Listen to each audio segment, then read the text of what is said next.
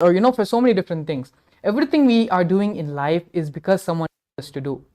If you had joined us yesterday and we were talking about the gender identity and gender completion, which the Supreme Pontiff of Hinduism gives through the Paramashivam program, even there, one of the major things, one of the major points which we had discussed is how even our gender is not dictated, is not something which we know for ourselves. If someone tells you you're a boy, you have to accept that you're a boy. Someone tells you you're a girl, you have to accept that you're a girl. These are societal conditioning, societal patterns which have been put into us by society. And so that is why everything which we don't have any completion in that. Either in our gender identity, we are not experiencing completion. And it's the same thing with life as well. Society tells you to go to school, society tells you to go to college, society tells you to get a specific job in a specific range, market, or workforce, professional life. Everything to you is dictated by society. At the maximum, they might give you a few options here and there, but the fundamental flow, the blueprint of your life is being given to you by society. And unfortunately, individuals, youngsters are not taught how to design their life, how to actually discover what is that they really want to do in life without a purpose. To put it in one simple word, life without a purpose. And so this is one of the many problems, one of the many things humanity doesn't know what to do. They're just so confused, not knowing what to do with themselves, not having a direction in life, not knowing what to do next. This is one of the major completions, one of the purposes of your life we're going to discover in the Paramashivam program, which Swamiji is going to be gracing us with today. Is going to be gracing us with all tomorrow.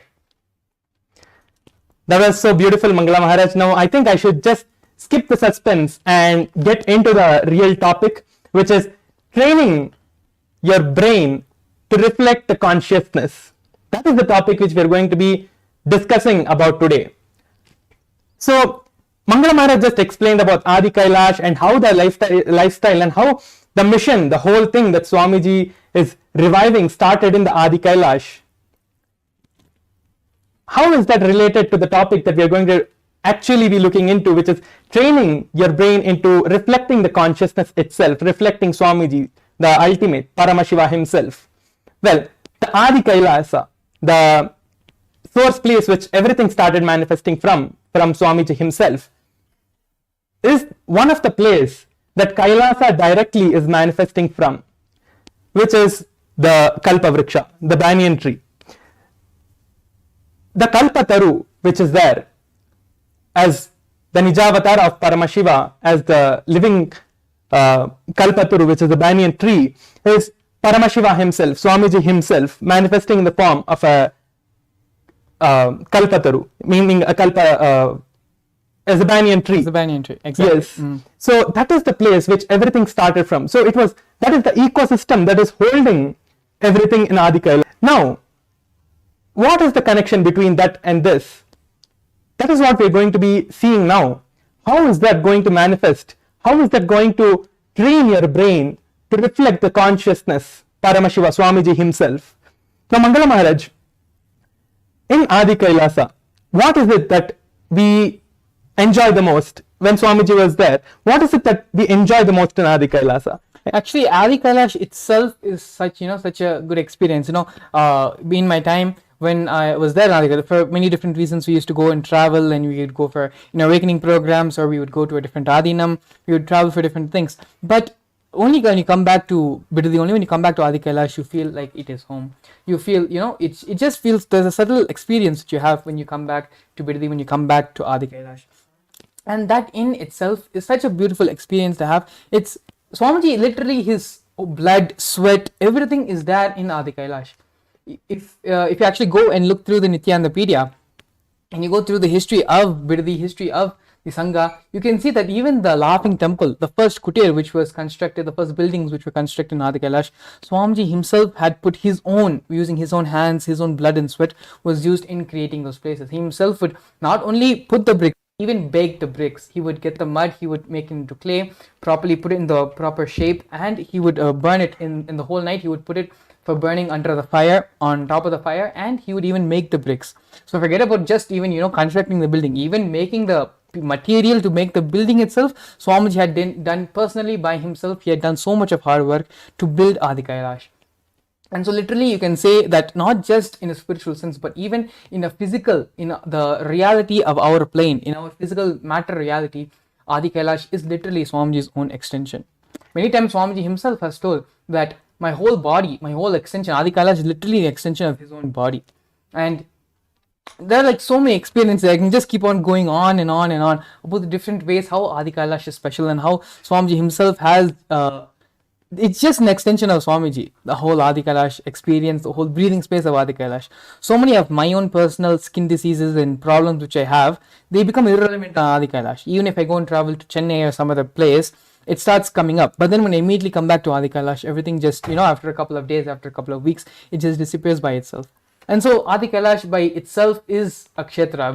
Many times we have gone over this point and we've told again and again repeatedly. And it's public knowledge. Adi Kailash is a very special kshetra. But it's much more, it just directly, it feels like home. The completion which happens on such a subtle level. You didn't even know you needed to have completion in that place. Very beautifully, actually, yesterday we had a sharing from Jared, who shared that you don't know how far you have gone down until you attend the Paramashivam program. You don't even know the different kind of sufferings you're having until you attend the Paramashivam program. It is a literal acid wash the Supreme Pontiff of Hinduism is doing throughout our being, throughout our whole, and inside, outside, everything. The Supreme Pontiff of Hinduism, Swamiji, is just doing an acid wash and completely cleansing our being of any incompletions, any problems, and certain things. It's like when you have a problem in your life, it's like having, there's a certain thing, certain which is not attended in your house. It could be, a smelly slipper, or a smelly sock, or a proper sewage which has not been cleaned properly. Initially, you know that the problem is there, but without attending to the problem, by and by, the smell starts growing in the house, and you also become insensitive to the damage which is being done. You start becoming insensitive to the junk, to the dirt, to the sewage which is being accumulated. And so because we have become so insensitive to the problems and the reactions and everything which is happening, and it's not that sewage is just, piling up in a corner of the house. It is spreading, it is creating diseases, it is creating problems, it is spoiling the food which you're cooking in your house. It's creating so many multiple different types of problems. But because we became so accustomed to the sewage, so it's just been there for so long, we forgot to even address it as a problem.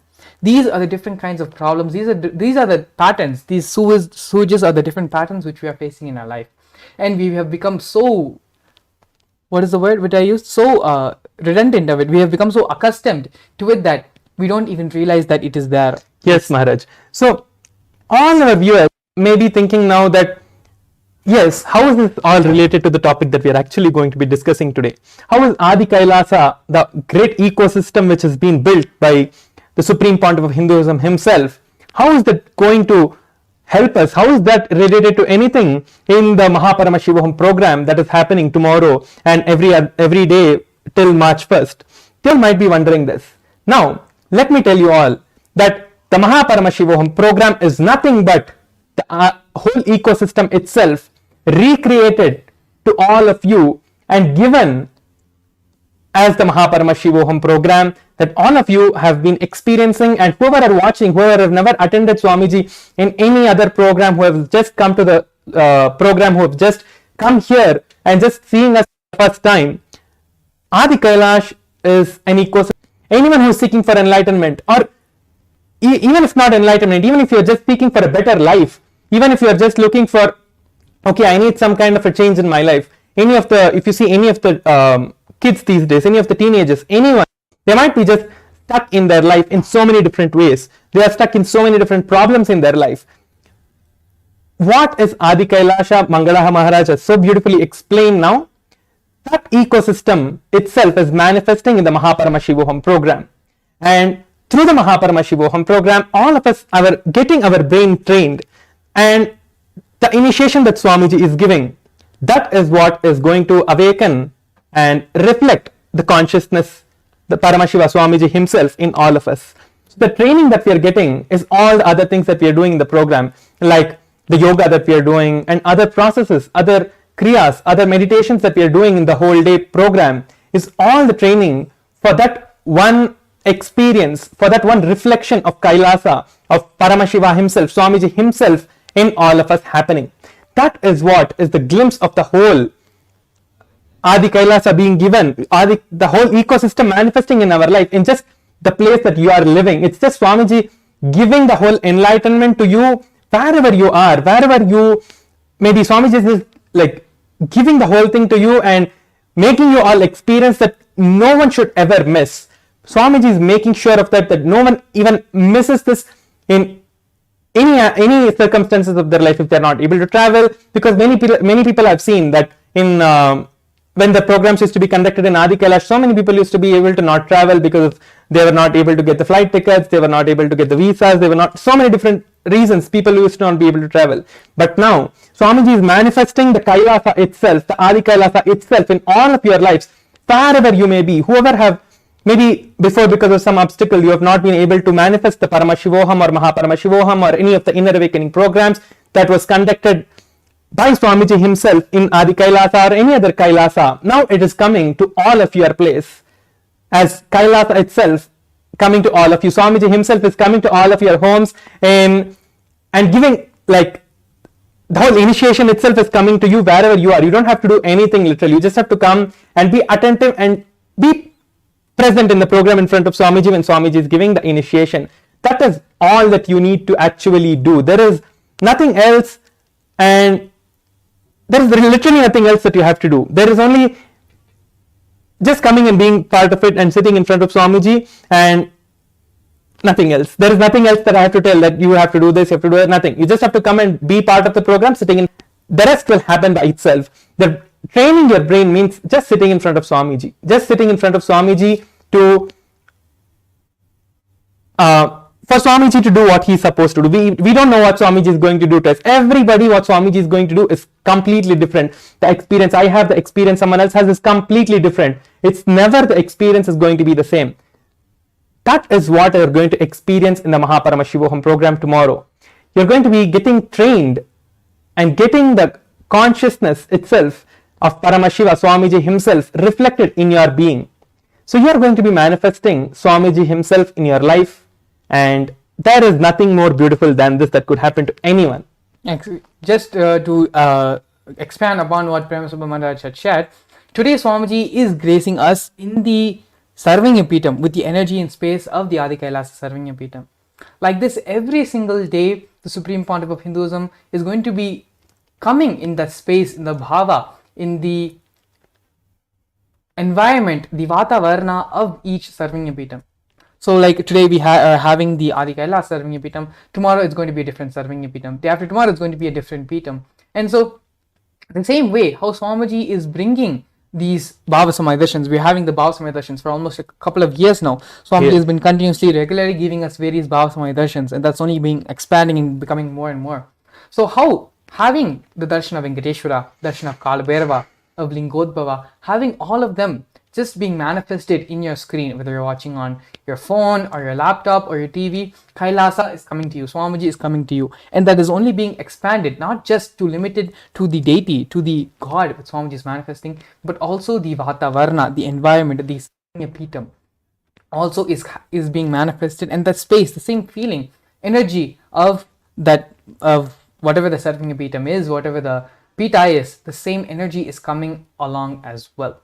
And so this is some of the things which you cannot actually, no one else can replicate. This is something which only Swamiji is doing, and only Swamiji can do for all of us, for humanity. I mean, come to think, how many of us even knew about the different Sarvanya Pitams until Swamiji revealed and shared all these great truths, great experiences with all of us. And so in many ways, it is only because of Swamiji we are truly not only discovering Hindu, we are also discovering ourselves. Truly, what does it mean to be alive? What does it mean to have to, to be a contributing member to society? How do we find the solutions to the problems which we are having in our life? For all of these answers, it is only one: Hinduism, reviving the authentic Hinduism, which Swamiji is doing in every possible way, every possible aspect, and in every possible method. And so the topic of today's session, train your brain to reflect consciousness, is nothing but allowing Swamiji to work on you, being in the space of completion, having these right understandings. Actually, very beautifully, Swamiji had shared that in the Agamas, in the Jnana Pada, especially of the Agamas, all the Agamas are divided into 4 parts: Charya Pada, Kriya Pada, Yoga Pada, and Jnana Pada. So in the Jnana Pada part of the Agama, Paramashiva very beautifully says that to manifest any solution in your life, to solve any problem in your life. There's no need for any technique to be practiced. Knowledge is solution. These are the exact words that Swamiji said. Knowledge is solution. When you have the right knowledge, naturally the solution will manifest. Naturally you'll come out of those problems. When it comes to fire, all of us have the understanding that if you touch fire, if you put your hand in fire, you are going to get burned. It is a simple knowledge. There is no technique which you need to do about it. There is no special seminar which you need to have about it. You simply know the fact fire burns. You put your hand in the fire, it will burn. It's a simple knowledge. It is the same way. Everything in life, when you have the right understanding, right context, you know why it is wrong for you, how it is going to damage your body, damage your system. Naturally, you will just, it's not even a question. No one has a question, do I go put my hand in fire or not? That no one does. Yes. You just, everyone, it's a simple, mutual understanding everyone has. Fire burns. The same way, certain cognition, certain thought current, certain action, it burns your inner being, it burns the system. It burns the Swamiji in you. And it is this understanding which Paramashiva reveals in the Agamas, which the Supreme Pontiff of Hinduism is decoding and explaining to all of us in the language that we understand for our modern era, for the age which we speak. In this language, the Supreme Pontiff of Hinduism is giving and translating it in a way from the Sanskrit and the great Tamil of the languages in which these truths have been recorded to the language which we understand and speak.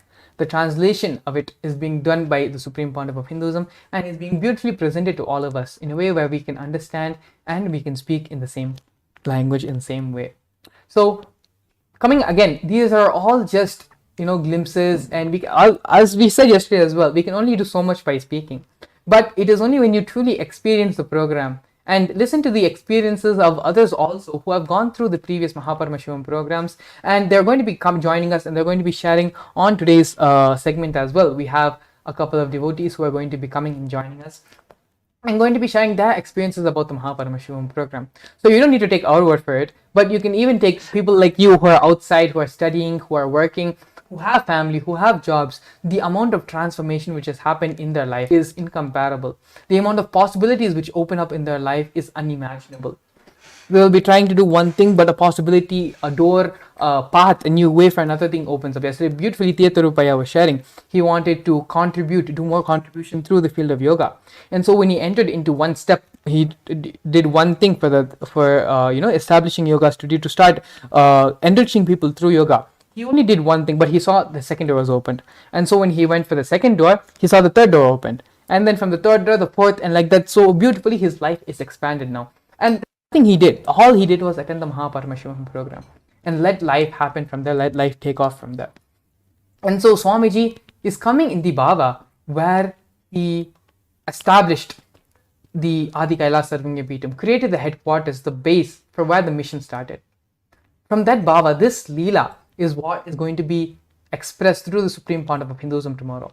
So for all of you out there who feel that you don't know what is happening in your life, you're not sure what to do next, you just followed the rat race, you just followed what everyone was doing. One sheep jumps over the fence, you're like all the other sheep, you're also jumping over the fence. But you don't know, you're having an inner struggle. What is that I'm supposed to be doing in life? What is my contribution for society? Everyone is becoming a doctor, a lawyer, but what is it that I want to do? What is it that I need? For all of this, the simple answer is coming to the Paramashivam program, attending the Paramashivam program. But Mangala Maharaj, we have not even told the people how to register for the program still.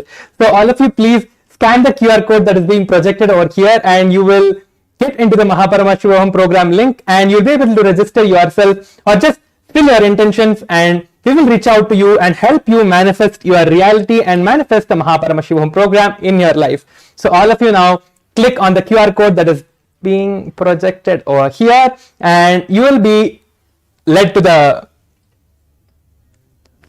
intention form link, and you can fill your intention over there, and just filling this intention is enough. And filling this intention means taking a decision towards the Paramashivam program. That's all it is. The moment you just decide and tell that yes, I am going to attend the Paramashivam program and I want the breakthroughs to happen in my life. So just the decision is enough. You will see that Swamiji is manifesting in your life and making all the things, any obstacle that you might be having, anything that you feel that you are having, this is my difficulty, this is the difficulty, maybe you are if maybe someone in your house might not be wanting you to attend the program that Swamiji is conducting, or anyone who is any obstacle that you might have, you might not be able to do anything in your life, and because of which you are not able to attend the program, you can fill the intention form and just let us know that you want to attend the program, and we will make sure to reach you and cause your Paramashivam for you and make sure that you are able to attend the Paramashivam program. So now you can just scan the QR code and you will be able to fulfill your intentions in the QR code. Yes, thank you so much, Professor Maharaj. Going on, talking about the Paramashivam program. Alternatively, if you have not been able to scan the QR code, you can also just visit the website paramashivoham.org, and that will also lead you to the landing page where you can register and submit your intention to attend the program. Yes. We have a huge team of people who are waiting for you to come with your intention, and they are going to help you manifest the Paramashivam program for you. So even here, you take one step towards Swamiji for attending this program. Swamiji is going to manifest in, even to make this program happen in your life, Swamiji is going to be doing it for you as well. Yes. And so with this, in the next segment of our program, we're going to be having some devotees to come and share their experiences which they've had of the Paramashivam program in the previous batch. So stay tuned, don't miss their beautiful sharings where they're going to share how their life has completely taken a complete 180 and they're living a completely different life compared to the life they've been living before the program. So please stay tuned, we'll be back after a short break. A more intelligently connected world leads to a brighter future. An enlightened humanity leads to a better world. During the Paramashivam program, we help people to discover their superhuman possibilities and help them to find and achieve the true purpose of their birth by giving them the techniques, practices, and methodologies from the Vedagamas, the original source scriptures of Hinduism. The Supreme Pontiff of Hinduism is reviving the ancient original Vedas and Agamas in all its glory, in a user-friendly way for the modern mind. The Supreme Pontiff of Hinduism is transforming human beings into divine beings, reviving, initiating, and replicating the 463 powers from the Agamas revealed by Paramashiva. The Supreme Pontiff of Hinduism is not just giving solutions for every problem man faces, but is making them irrelevant to their lives by transforming human beings into divine beings. Listen. Any argument presented by your mind, body, your present reality to establish you are not Paramashiva, you are not omniscient, omnipotent, omnipresent. Anything presented to prove you are not Paramashiva is illegitimate. Decide this. This is super determinism. Understand? Anything you declare as illegitimate will lose power over you, will die in few days, few minutes, maybe in few weeks, whatever few days it takes. It will not have power over you. Understand? This is the method for sudden enlightenment. This is the method for sudden enlightenment. It happens by the Shaktipada. Here Paramashiva is sitting to tell you all, you are Paramashiva, you are me, with Shaktipada and Shaktinipada. The Dvitiya Vijnasa Krama is an extensive and thorough yoga sequence to prepare your body to receive the experience being given by the Supreme Pontiff of Hinduism. Through the yoga, which is aligned as per the source scriptures laid down by Paramashiva and the Agamas, you break all the impossibility in your body and in turn break the very cognition of impossibility. The program leads you to go beyond your human frame and limiting human ideas, which prevents you from living your highest possibility. I will reach you wherever you are, whichever corner of the world you may be. I will reach you with enlightenment. Again I tell you, I am not here to prove I am God, I am here to prove you are God. Don't wait to become divine. Register now at paramashivoham.org. A more intelligently connected world leads to a brighter future.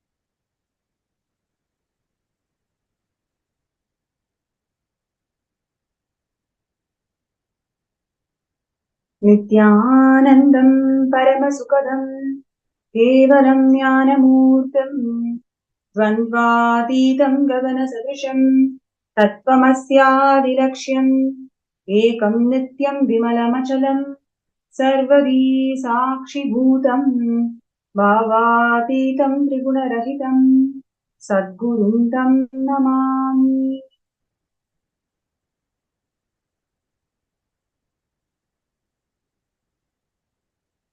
Nithyananda. I welcome all the participants and viewers to this most eventful Bhava Samadhi Darshan. The Nijavatara, the supreme pontiff of Hinduism, Bhagavan Nithyananda Paramashivam, manifesting today as Maha Sadashiva Murti, gracing the whole world with his presence, with the Bhava Samadhi Darshan, empowering all of us to experience the superconscious mutation. I'm sure all the participants and viewers are having amazing time, especially the number of Bhava Samadhi Darshans for the last few months, how Swamiji is showering the whole humanity with his darshans and powerful satsangs, constantly inspiring us to make us realize that we are all Paramashiva, the inner divinity within us. So now today's segment is going to be one more interesting segment on the contributions of the Supreme Pontiff of Hinduism in gender equality. So before we get into the segment, we would like to share with all the participants that let us keep this space as interactive as possible. And if you have any questions, if you have any suggestions or comments, please feel free to use the MPSN group, the Paramashivam group in Facebook. So all you need to do is the QR code is being projected on the screen. So if you may scan the QR code using your mobile device, it will directly lead you to the MPSN group where you can post your comments, suggestions, and whatever you would like to hear from us, more from us, you can please post them there.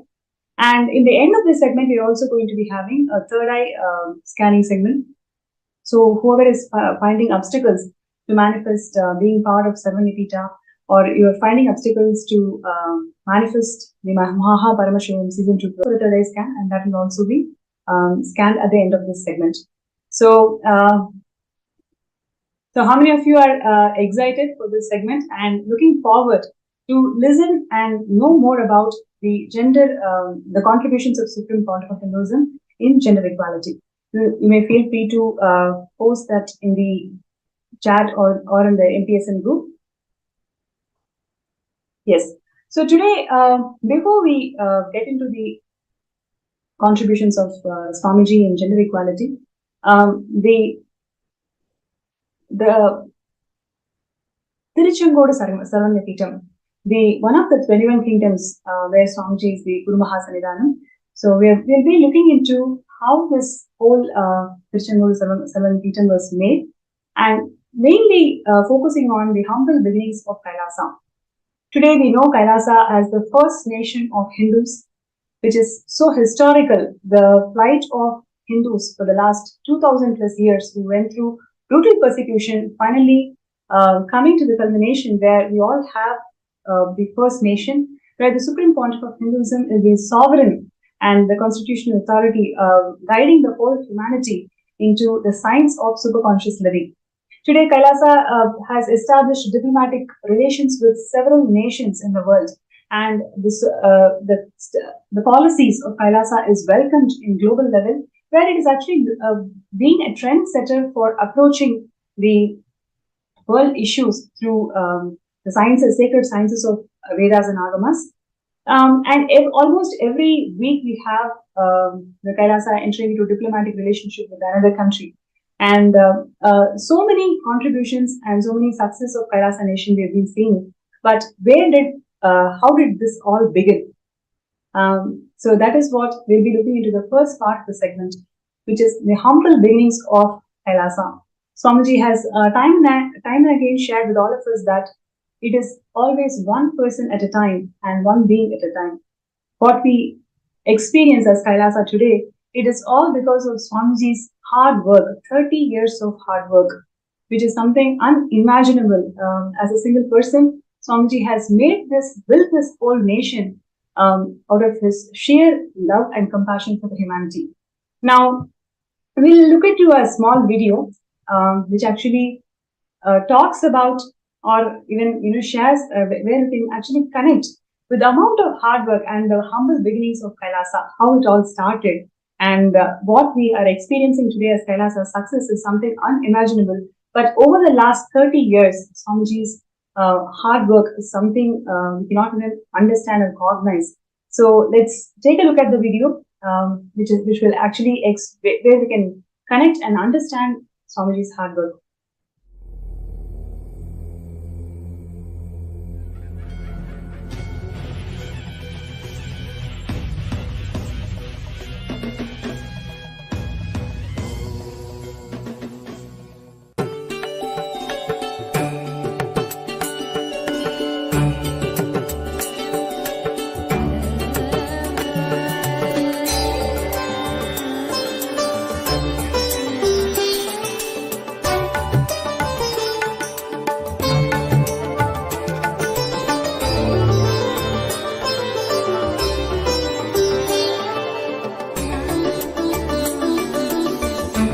Adi Kailash Kutir.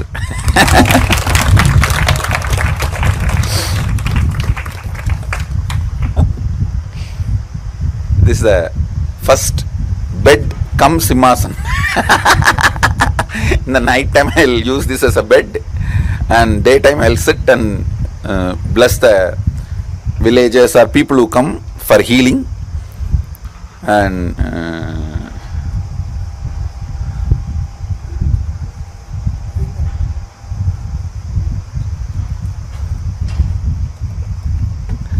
see that shed where the pujari is staying now, that used to be only single wall and just the top. There is no three-side wall. So, but this building was there, which used to stay Pratap, the earlier owner. He used to stay.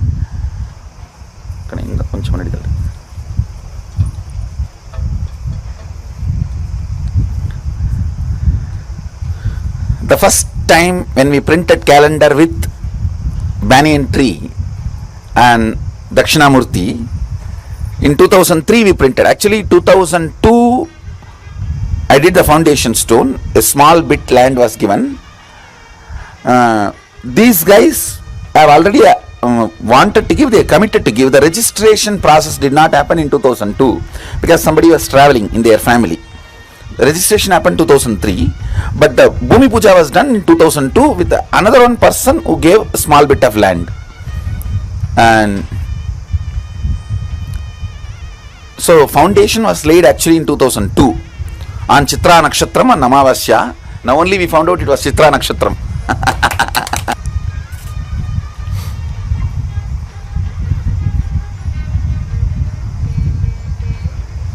Gurukul can also come and hear the story.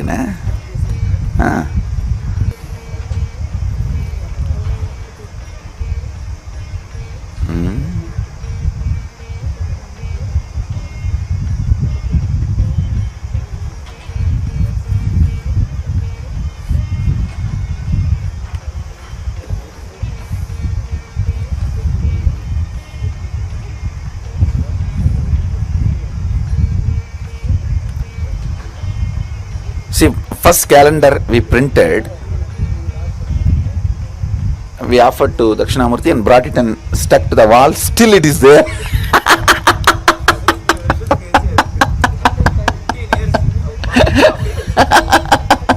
Actually, Pratap had a high respect for me. So after he allowed me to started using this. He never stayed here. He used to stay only in that building. He shifted there. See, first I started staying there for few days, and then he saw that there is not even shade all these three side and the security things. Then he asked me, Swamiji, you stay here. Then started staying here. He built a toilet just for me, and then once I started staying here, he stopped using it. So if at all he comes, then I'll go and rest there. Used to have that one, that kayar mat cart, the kaitakatlun solumilla, kayar mat rope cart, that kind of a cart here. And then that started giving way. It became a little old. So then I started using this nighttime bed and daytime simhasan. This was the 2-in-1.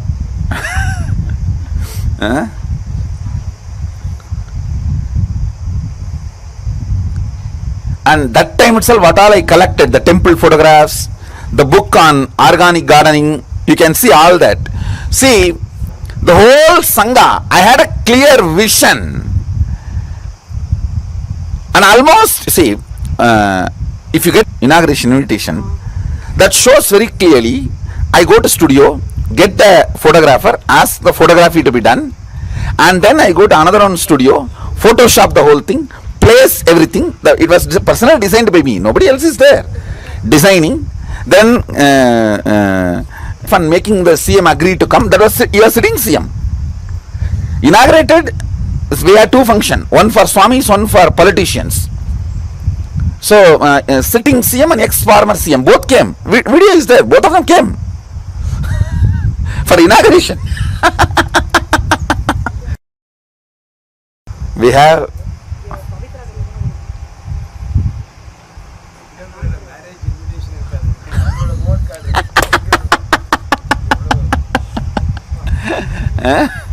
including the blessing cards we gave, everything we have a copy, and car sticker, like an internal gumming from sticking from inside. Ah.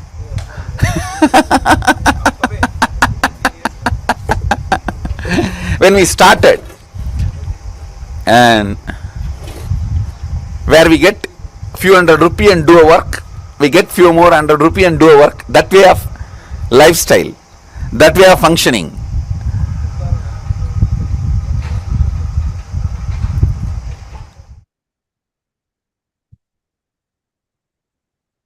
That was such an inspirational revelation by Swamiji, because what we see as Kailasa today, as the first nation of all the Hindus, is out of sheer hard work of Swamiji, right from like what Swamiji is saying, the sharings 2 decades before, how Swamiji started the whole Kailasa. And in today's segment, we will be seeing the humble beginnings of Kailasa in Tiruchengodu Adi, which is even before this Adi Kailasa sharing. So literally, how Swamiji started his first monastery.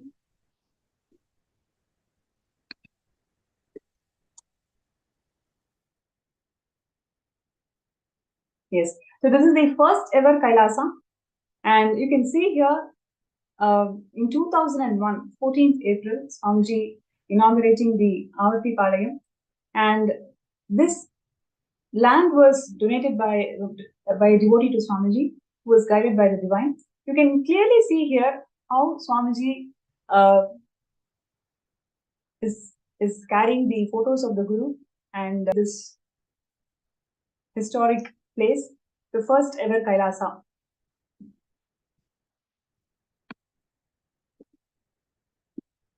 So this monastery is located in Bhavani Sangamam, a confluence of 3 sacred rivers, Kaveri, Bhavani and Amrita. And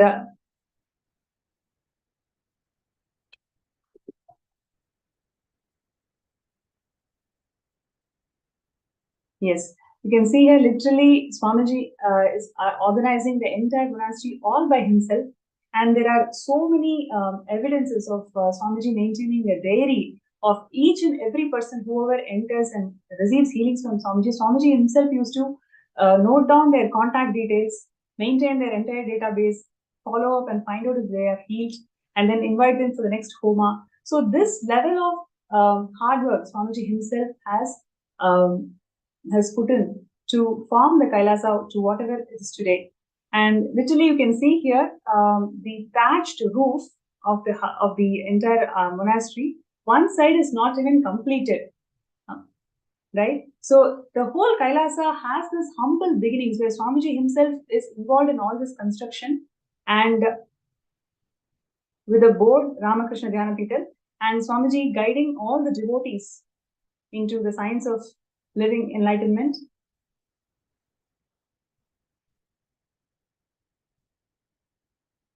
So there was hours and hours Swamiji spent in building each and every person, each and every being. So there are so many evidences where Swamiji has recorded a complete diary of all the people whoever visits the Adinam, receives healing, their entire contact database Swamiji maintains and follows up and ensures that they are healed and invites them for the next puja. And after they come to the puja, how we can develop into Adinamasi. So like that, each and everything Swamiji used to do all by himself back in 2001 itself, literally 2 decades before. And that was the beginning of the first ever Kailasa. And slowly from there to Adi Kailasa and Sivankijam. And then literally Kailasas spread all across the world. And today they are standing as the first nation of Hindus. So one of the important contributions in today's segment, we are going to see one of the important contributions of Swamiji in terms of gender empowerment. Gender equality is one of the subjects that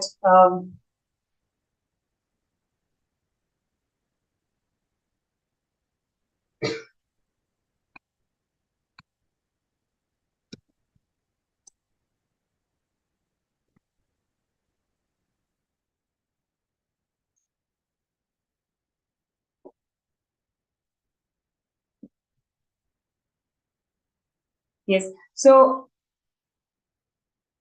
the devastating impact of gender bias in the modern world. So, how the women are treated today. For example, you take the stats, about 200 million children and women experience physical and mental violence today.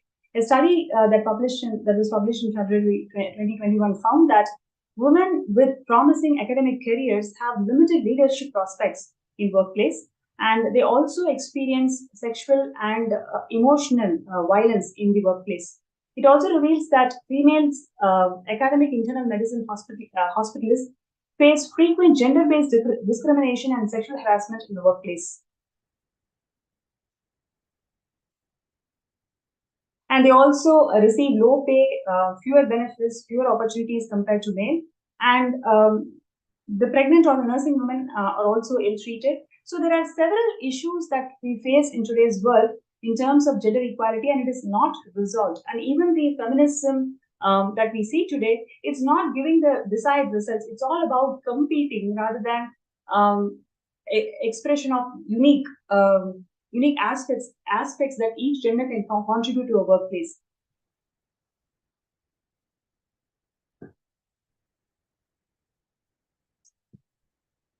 Now, let us take a few minutes to look into women in Hinduism, how women is treated in Hinduism. In Hinduism, women is the first guru, and Sadashiva says that Devi once asked, "If I see Guru and God both at one time, to whom should I bow down?" And Paramashiva says that you have to bow down to Guru, right? In Hinduism, Guru has the utmost importance because Guru brings God in our lives. Only by the grace of Guru, God happens in our lives, which is why Paramashiva tells us always bow down to Guru. And Hinduism, Mother is the first Guru. So this is how we worship feminine consciousness in Hinduism. And one of the other things which I also wanted to bring it out is the sacred verses in Adharva Veda. One of the things that Hinduism is always persecuted is about how the Hinduism are mistranslated and misquoted, that they have always discriminated women in terms of equality. That is how the mistranslated and misquoted text talks about women in Hinduism.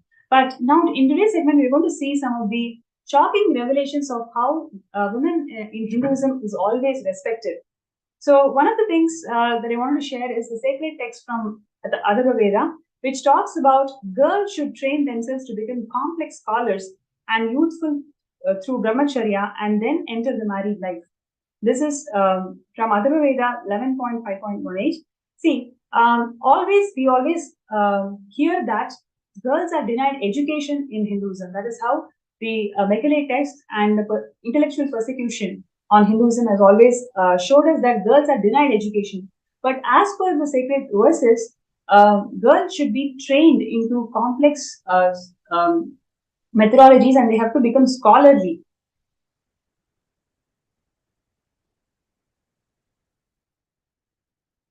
So next is parents should give their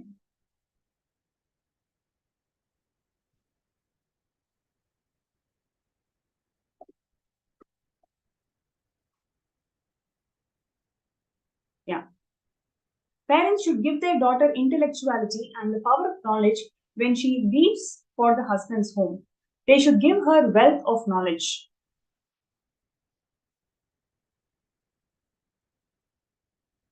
And once again, what we're seeing here is husband to wife, give us the discourse of knowledge. Again and again, all these sacred verses shows that Hinduism always promoted, in fact, revered women's knowledge and always empowered women with knowledge. Oh, women, you know everything. Please provide us the strength of prosperity and wealth. Oh, women, you are the keeper of knowledge of all types, which is karma. So this is how a woman was treated in Hindu kingdoms and Hindu society. And more verses we are just sharing where it says that women is endowed with knowledge. And this is a very important verse. Would like to bring it to the attention of all the viewers. Oh, groom, this bride is protector of your entire family. may she dwell in your home for a period and sow seeds of intellect. See, there is a verse, mistranslated verse from Ekale textbooks, which talks about how woman is always under the shadow of a man right from her birth, whether it is a father or a brother or a husband, all the time she needs to be under the shadow of a man. So this is how mistranslated and texts on Hinduism portray such that women is experiencing a lot of discrimination in Hinduism, but in reality, the woman after marriage, she is revered for the kind of knowledge that she brings to the family. Hey wife, become the queen and manager of everyone in the family of your husband. So this is how woman was treated after she gets married. I'm knowledgeable and you are also knowledgeable. If I'm Samaved, then you are Rigveda.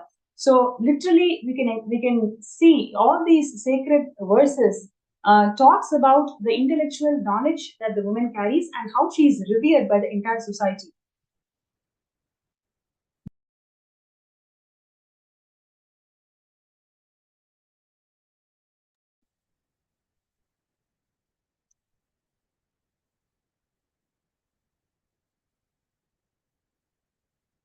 So on one hand, we have seen so far that the intellectual knowledge of women in the society is revered. And next, we are going to see about how women as leaders, how they evolved as leaders in Hindu civilization.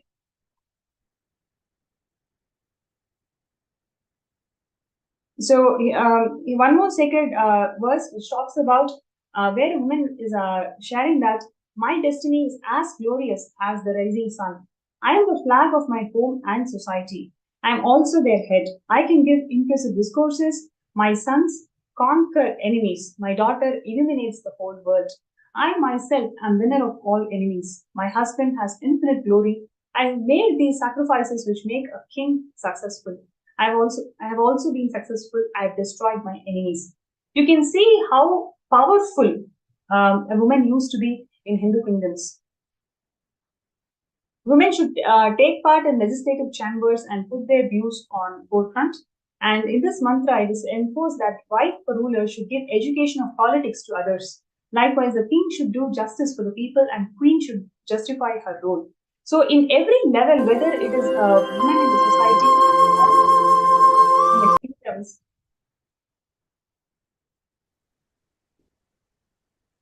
or a woman who is a ruler, in every level, woman is worshipped, revered, and respected for the knowledge and clarity that she brings to our lives. So this is how women used to be back in the days when Vedas and Agamas used as the constitution for running the entire Hindu kingdoms. And over the years, because of Hindu persecution, the first thing that the anti-Hindus did was completely they mistranslated and misquoted these sacred texts, where in a way that we started developing that hatred towards identifying ourselves as even a Hindu.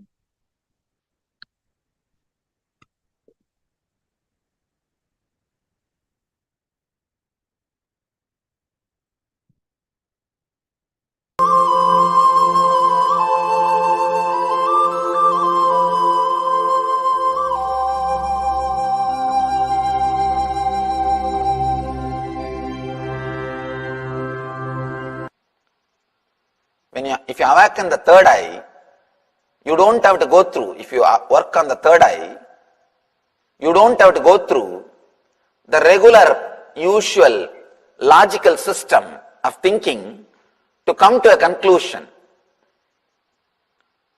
That is why, from the time immemorial, women of India are asked to work on the third eye. She is like a counselor. She is like a counselor. Always the husbands, they come back in the evening and put all the business problems in front of her. Get her ideas and opinion and counseling. She was respected because constantly she works on her third eye. There are so many ways to work on the third eye. That kumkum or the bindu which you are using is also one method. And concentrating on the lamp. If you see a traditional Indian woman's life, it's nothing but working on third eye. Whole day, their lifestyle is nothing but working on third eye. They are knowingly or unknowingly, they work on the third eye. And moreover, women by very nature are intuitive. They are very intuitive. Just by seeing somebody, they can tell where he is looking, what far he is looking.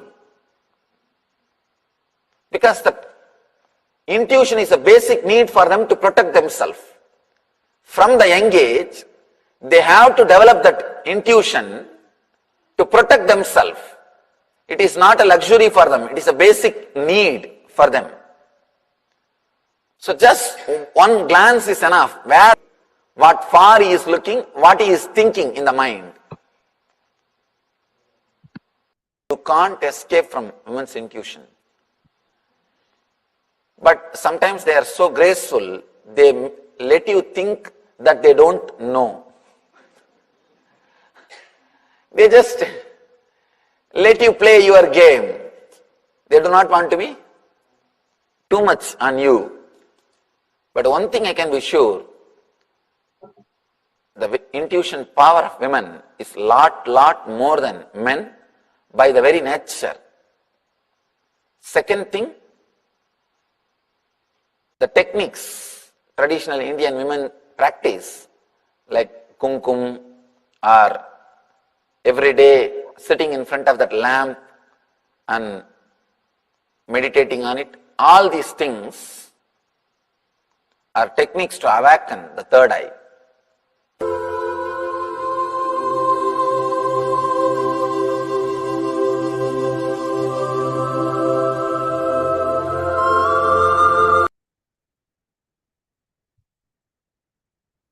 Now, let us also take a look at the Manusmriti, which is one of the most persecuted Hindu scripture, and how Manusmriti defines the roles and responsibilities and rights of women.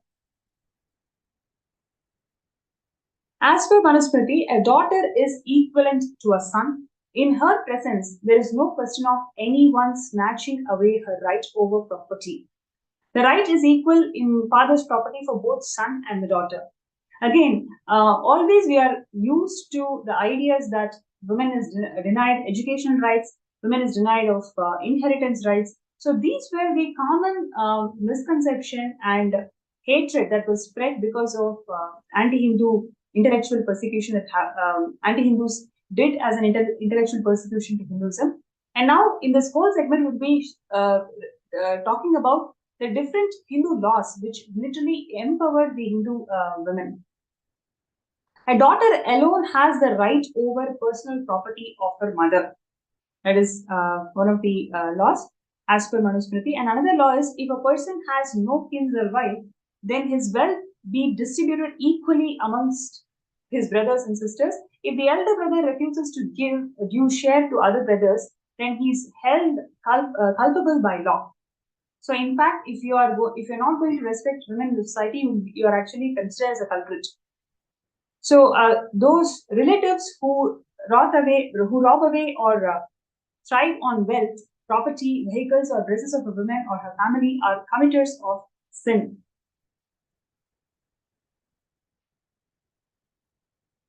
So, Hindu CRPC section 8.28. So, if a woman is alone because she has no children or no men to provide for her security in her family, then it is a duty of the government to ensure her safety and security. If a wealth is robbed by her relatives or friends, then the government should provide strict consequences to the culprits and have her wealth returned back. So this amount of social security was provided to the Hindu women those days. And as per Hindu Puranas, there is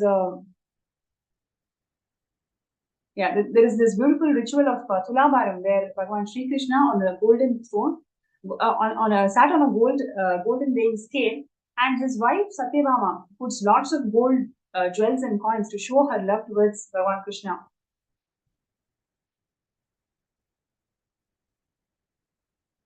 What this shows is that one angle to look at it is Devi Satyabhama had her own independent wealth and property apart from what she had shared with Bhagavan Krishna. And for more than 4,900 years, until British broke and changed the Hindu law of succession and inheritance, Hindu women had right to inherit their own wealth, property, and assets.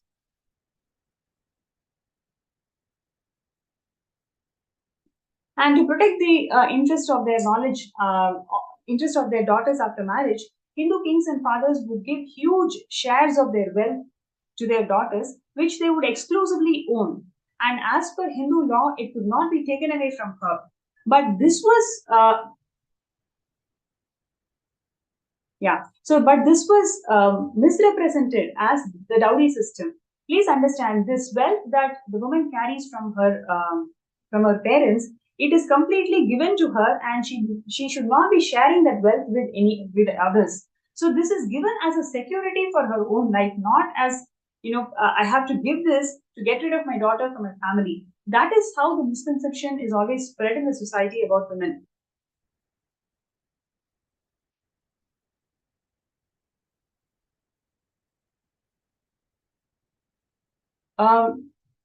Yes. So ensure that these women never weep out of sorrow. So even they cannot cry as per Hindu law. Please understand, women is revered, respected, and so much of security and protection is provided to women. The society that respects women is a heaven, and where women are denigrated, even the noble actions go waste. If you have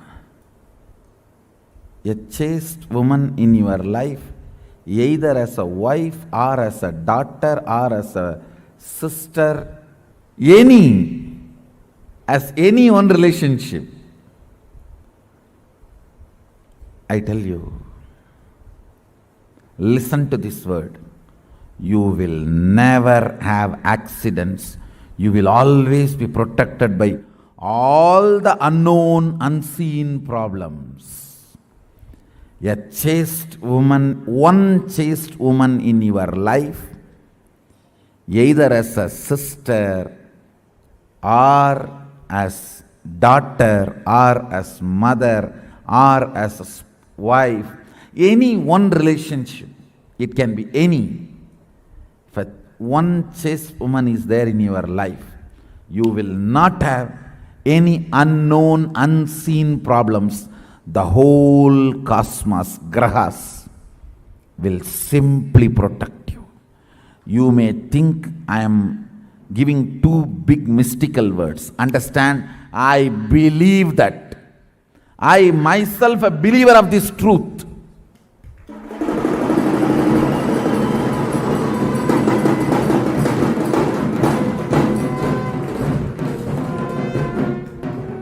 I myself a believer of this truth. The chastity of that woman. Let me define again the chastity. The achalatva dimension of conscious fasting in body and mind, in all relationships, is chastity. Man having the chaste women in their life, either as mother or daughter or sister or spouse or whatever, some relationship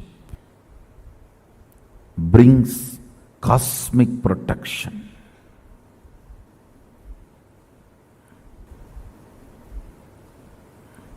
You don't know the power of it. Maybe I'll have to have few days satsang just for that. Just for that. I think it is my responsibility to reveal the sacred secrets of chastity in every dimension.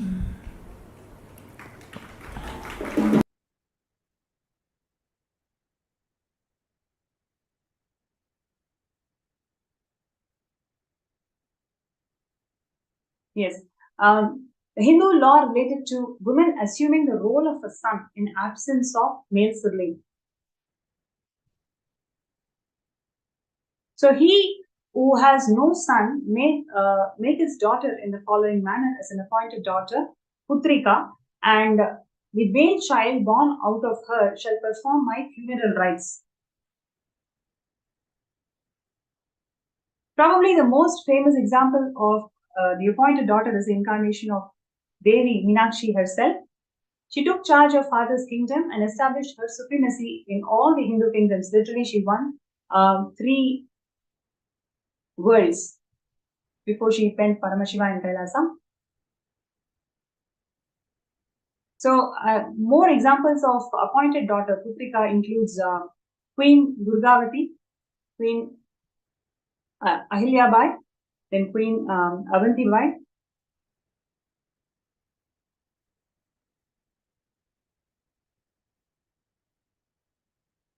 and then we also have Rani Lakshmibai.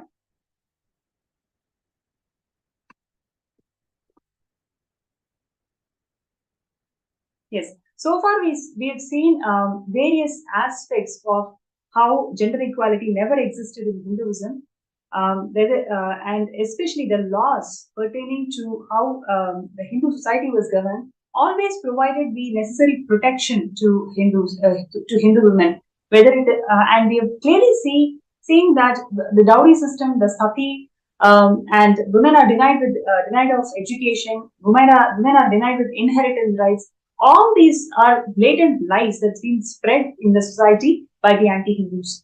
And now in the next segment, we're going to see one of the most persecuted traditions of Hinduism, which is the Rudra Kanya tradition, which is actually called as a Devadasi's tradition, which is completely persecuted and spread lots of lies about it. So now we are going to see the Sarvaparitraga of Vellayamal, who used to be dancer from the dancer in the Srirangam temple. And in the Tamil month of Vaikasi, the Alauddin Khilji, who was the Sultanate who sent his commander to literally destroy the entire Srirangam temple.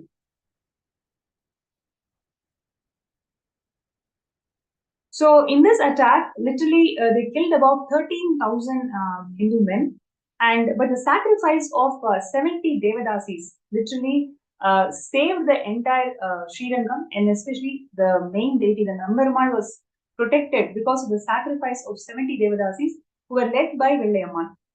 The army of the Sultanate looted the entire lot of gold from the temple, but they were not able to seize the main deity, which is Lord Raghunatha, Nambarumal. So at that time, what happened was Vellayamal, who was the Devadasi, she seduced the Sultanate king, and she took him to the top of the tower, and from there she pushed him from the top of the tower, and she also committed she also self-immolated, literally. So, and the 70 Devadasis self-immolated themselves and literally burned the rest of the Sultanate army.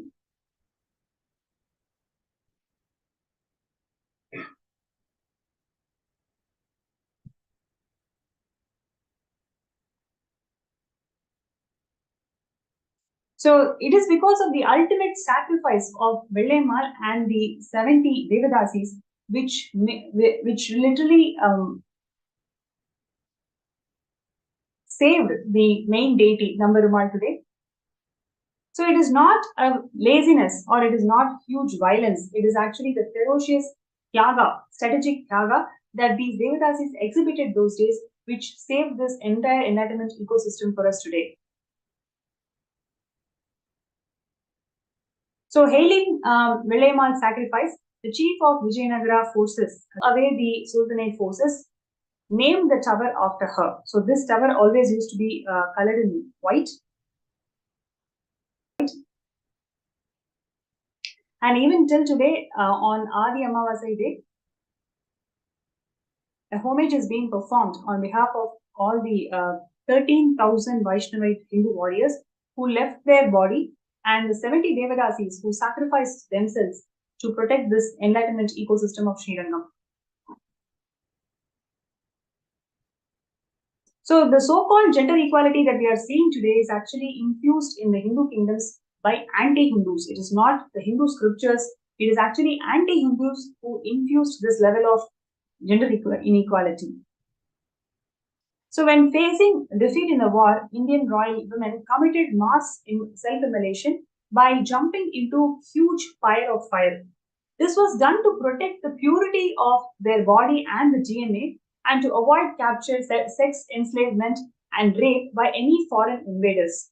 So they had to protect themselves from these anti-Hindus and these invaders, not because it was told in the Shastras that they have to go and immolate themselves in the absence of husband. So Rajput women burnt their bodies rather than drinking poison because even after their death, they didn't want their bodies to be touched by any men.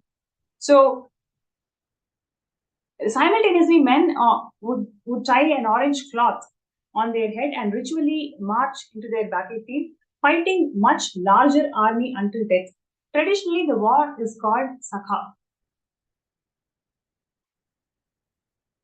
So far, we've seen a glimpse on how the Hindu women are empowered in the society, whether it is in terms of education or property inheritance or the administration skills or how they protected and held the whole ecosystem together with their strategic tyaga. This is what we have seen today. And Swamiji has literally revived all of these aspects, whatever we are talking about, how women used to be empowered in Vedic era.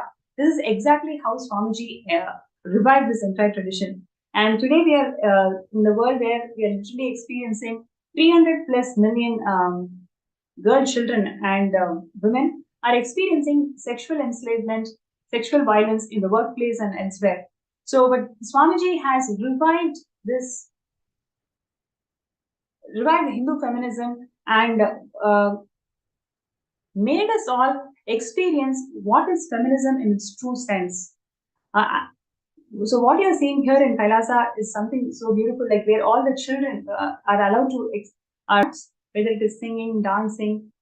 Most of the leadership positions in the Kailasa, Swamiji has empowered the women to uphold. And here you're seeing that women are encouraged to do chanting, abhishekam, and participate in the temple rituals. Swamiji has conducted several workshops, right, for the last 2 decades, in fact. And so what you're seeing here is the pictures from women empowerment workshops that Swamiji conducted back in 2008.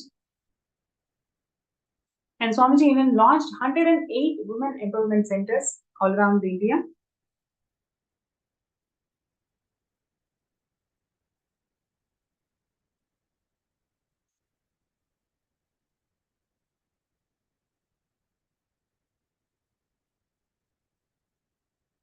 And Swamiji also introduced Nithyananda Grama Seva Yojana, where women from rural parts of India, they are empowered to self-sustain themselves.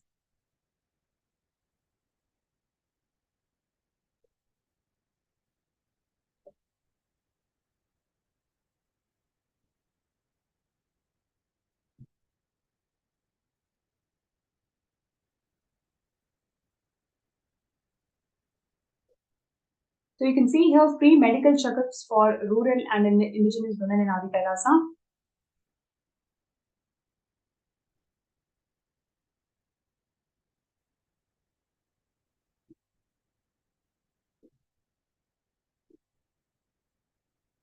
So several such initiatives the Supreme Pontiff of Hinduism has established in the last 3 decades of bridging the gap in the society about gender intolerance and gender inequality. What you're looking here is the rural women empowered through job training in jewelry making and science of Rudraksha.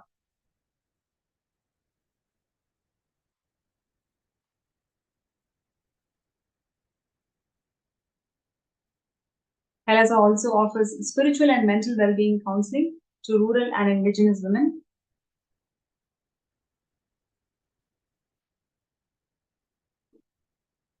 In addition to providing health assistance, medical camps for rural women.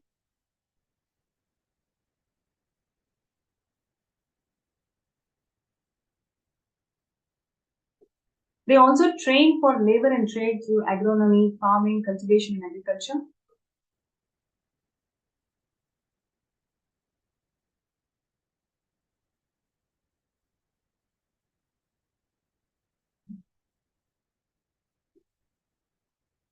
Kailasa has empowered the indigenous women through teaching them to perform Hindu rituals, temple administration, and training them in all temple sciences.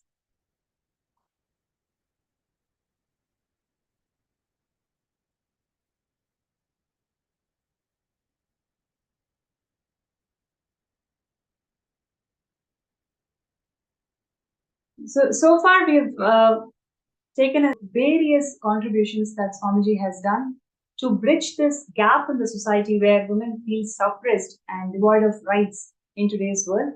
How Swamiji has empowered the divine feminine consciousness in all the women and literally revived the way how women used to be treated in Vedic era, whether it is in terms of excellence in education, empowering them in administration, empowering them in inheritance and empowering them in expressing themselves through arts and tyaga, the undeniable tyaga that woman is always epitome of. We're going to be having a speaker who's going to share her experiences of being in Kailasa as a woman, how she was able to overcome the gender inequality that she faced in society, and how Swamiji's teachings literally empowered her to discover who she truly is. So it is my pleasure to welcome Ma Durjati to the show today.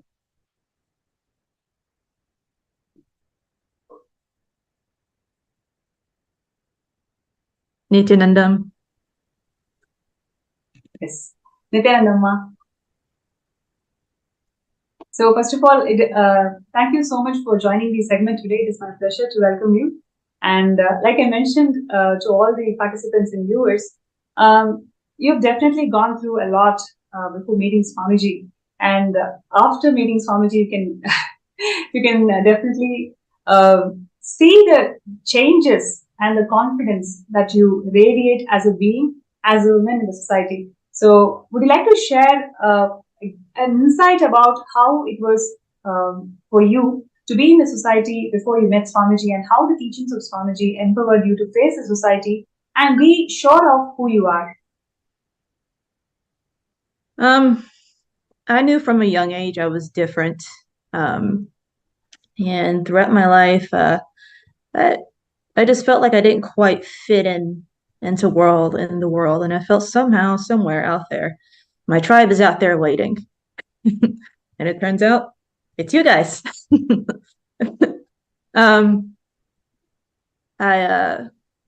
I've been, an LGBTQ woman since a very young age. And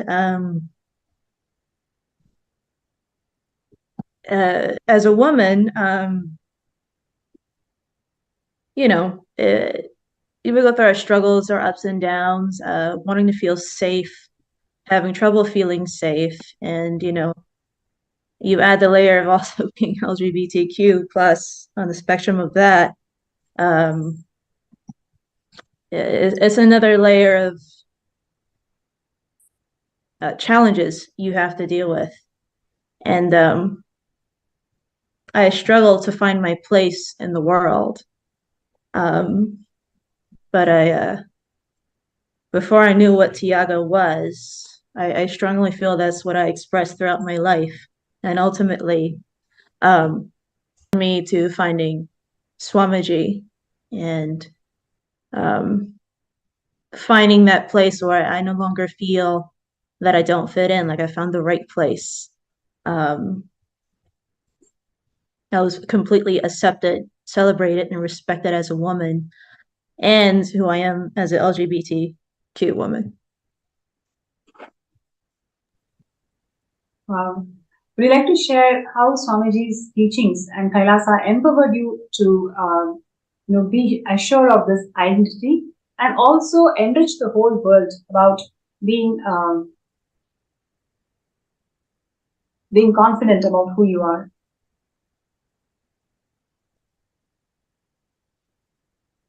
I watched, when I first came to Swamiji, I found him on YouTube. And I found him by looking up Kundalini Yoga. But I also watched his videos about female empowerment and Hindu women, and that greatly appealed to me. And I remember him speaking about him being transcendental gender. He was beyond gender as a Raja sannyasi.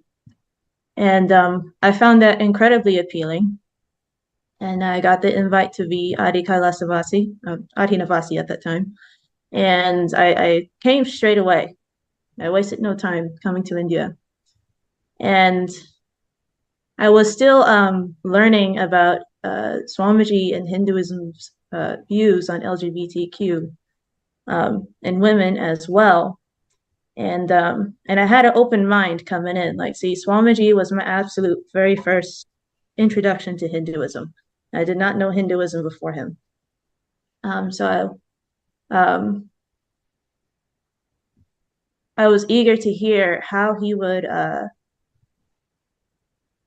his teachings and what Hinduism teaches about LGBTQ. But while I was there, I noticed, like, wow, there's so many powerful, intelligent women here, and the majority of his leadership were women. Many sannyas, many grihastas,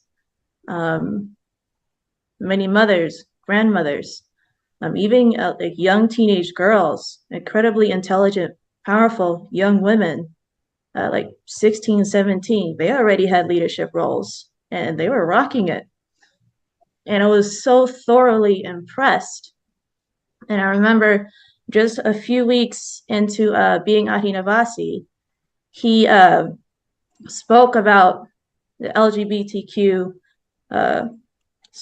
views and mentioned how we're actually respected, celebrated, and revered in Hinduism.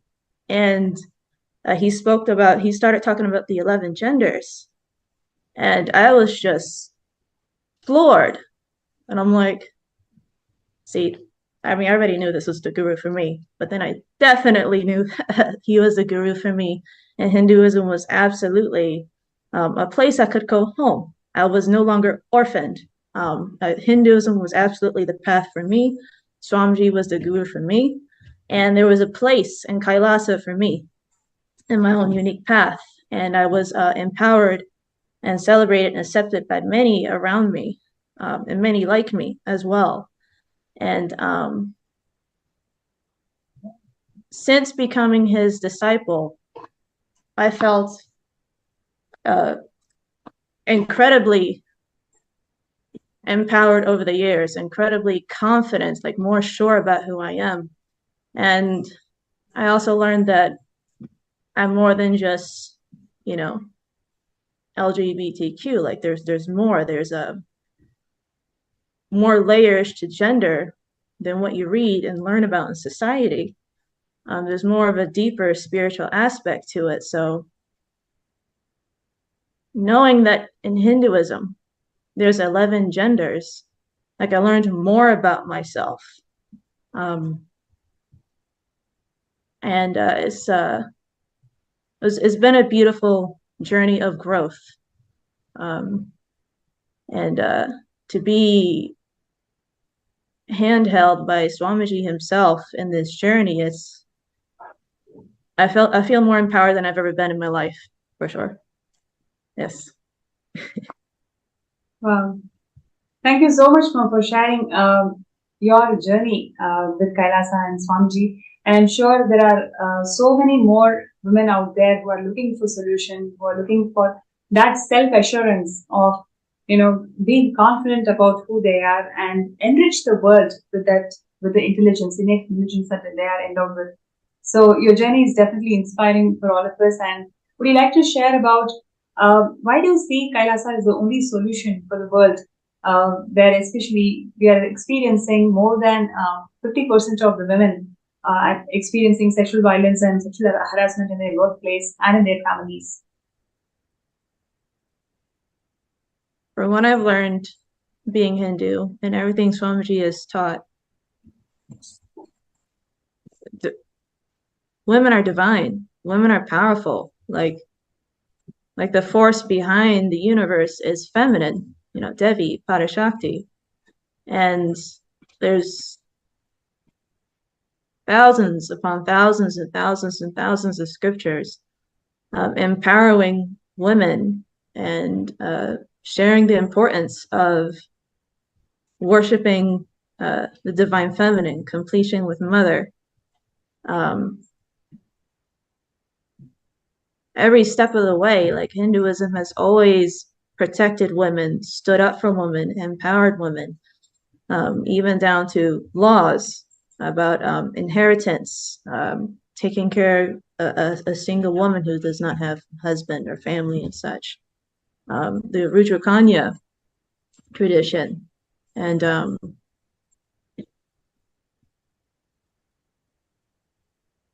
it's like it's in Hinduism, it's all encompassing. It protects and looks out for women in every aspect of her life. She doesn't have to pick and choose. Look at this, especially as a LGBTQ woman, like all is respected and celebrated. And the laws are meant to protect me too. And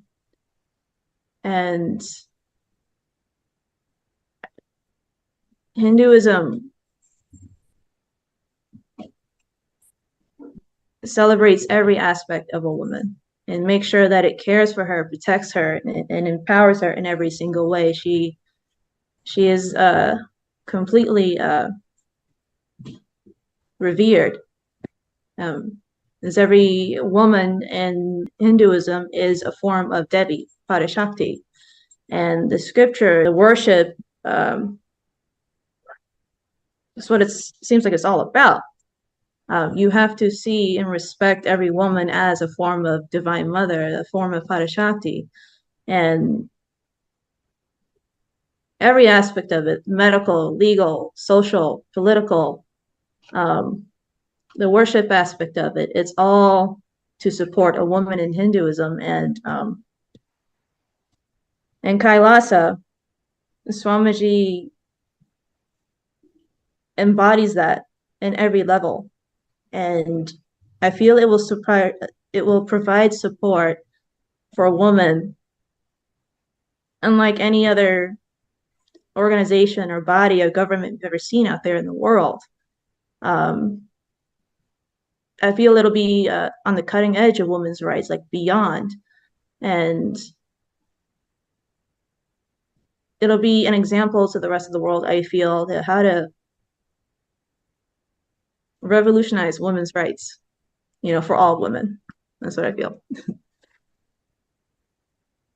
Yeah, thank you so much, Gurjyoti, for sharing your journey with Swamiji and your journey with Kailasa and how it has empowered you. Thank you so much for joining our segment today. Nithyananda.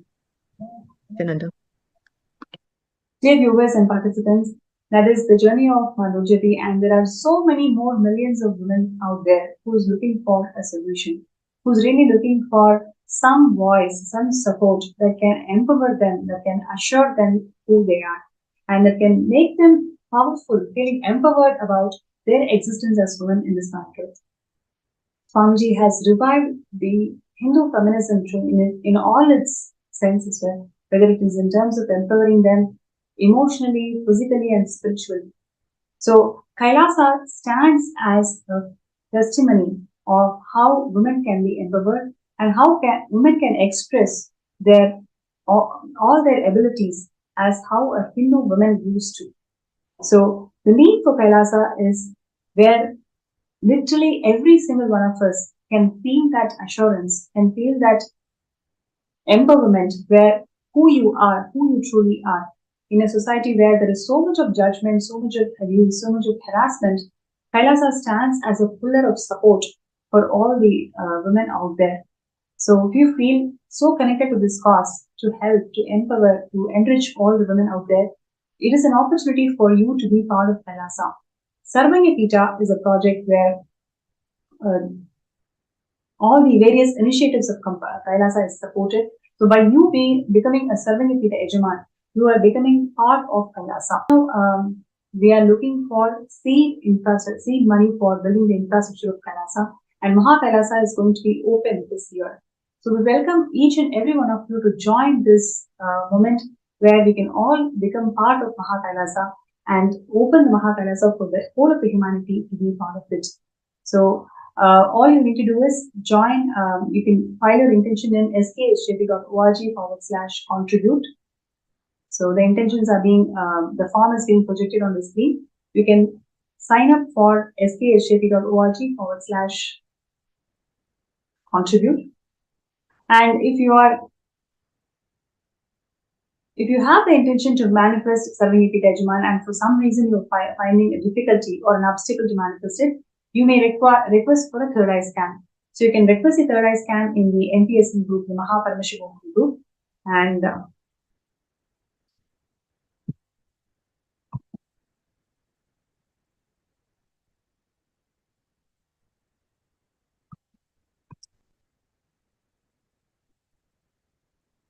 also would like to hear from participants today. So many of you are women, and you have definitely connected with various other women in your society, in your office place, how they feel about themselves, how confident they are able to move and express themselves in the society, you very well know. But on the other hand, after Swamiji has given all these initiations and powerful cognitions, how you are handling the society should be very different. We'd like to share your thoughts and your cognitions on how women empowerment is being supported by Kailasa and Swamiji in a big way.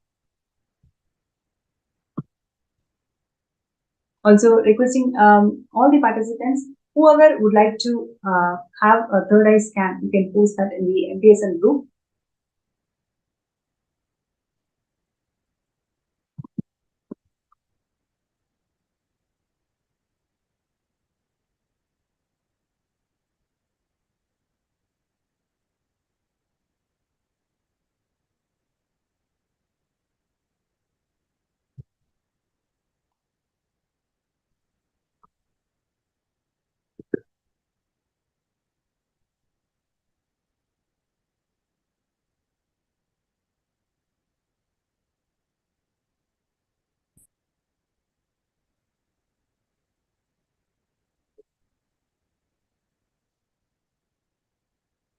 Yes. So Yang Lin requested for a scan. Right. So I request you to be seated and chant Mahavakya.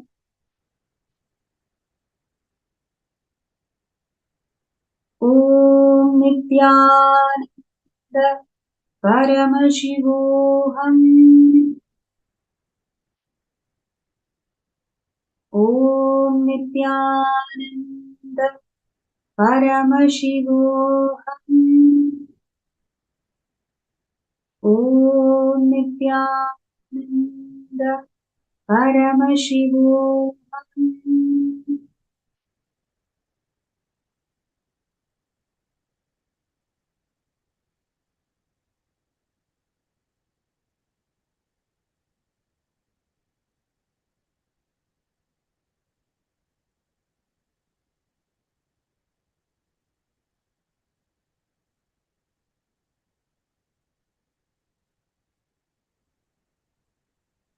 Ma Yanglin. So, what I would like to share what Swamiji revealed in Third Eye. First thing, the ideas that you carry about life, right? The very idea that you carry about life, which is the intense hatred that people have for you. It is a perception you carry about life. Now, today, decide that it is just a perception. It is really a perception that people hate you. People have nothing to do about who you are and what you are doing. It is actually your perception which makes you feel that people hate you.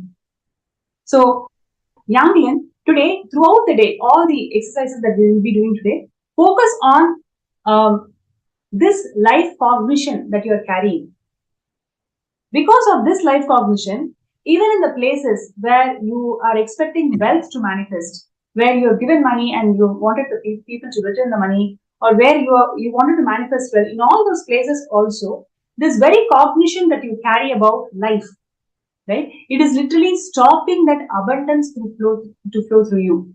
So now today, take this entire day, sit and write down all the incidents wherever you felt this intense hatred from life. Complete with all of them. And of course, today's darshan, Swamiji is going to burn all of these limiting cognitions that you carry about yourself and life.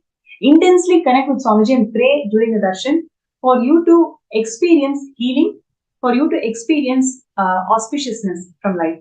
So, with this, I would like to share with you, moment you start completing with this life cognitions, you will see wealth starts happening in you and you will be able to make it happen.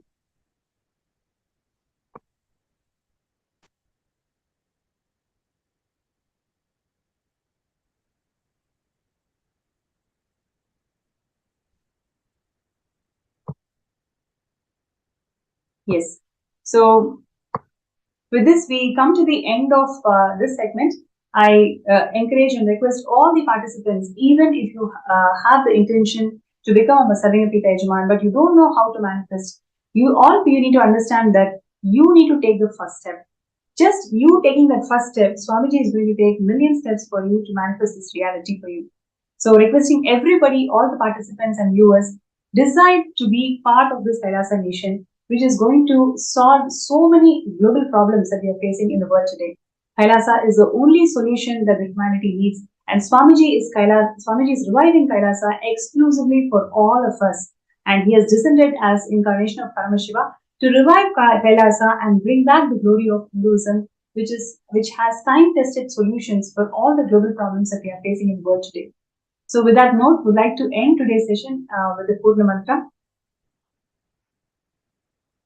Om Purnamada Purnamidam Purnat Purnamudachyate Purnasya Purnamadaya Purnameva Vasishyate Om Shanti Shanti Shanti Hari Om Tatsat Sarvam Bhagavat Shri Nithyananda Paramashiva Padukarpanamastu Om Nithyanandam.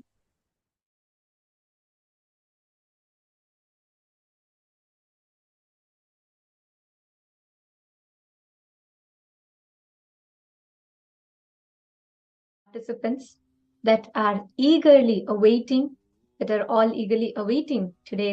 Bhava Samadhi Darshan. All of us are going to be bestowed with the darshan of Mahasadashiva Murti.